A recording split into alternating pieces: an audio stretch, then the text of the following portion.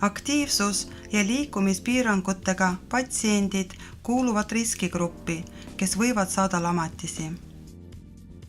Lamatis tekib ainult surve mõjul või surve, nihkumise ja hõõrdumise koosmõjul.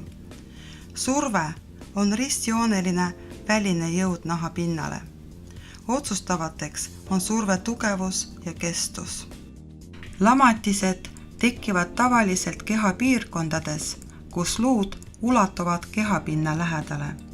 Kandade, põlvede, ristluu, küünarnukkide, abaluude, õlgade, kukla või kõrva taguses piirkonnas ning ratastoolis oleval patsiendil abaluude, ristluu, küünarnukkide, tuharate või kandade piirkonnas.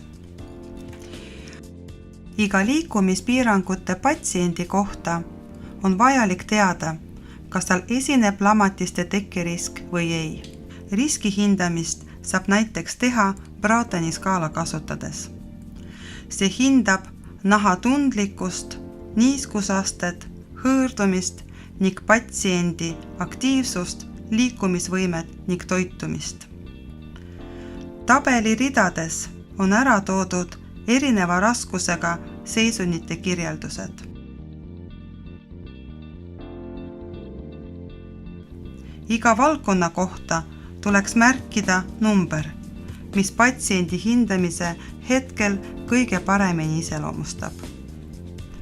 Kõige 6 valdkonna hindamise järgselt saame punktisummad. Mida madalam on punktide summa, seda suurem on patsiendi lamatiste tekkerisk. Kui punktisumma on alla 18 punkti, võetakse kasutusele ennetusmeetmete plaan.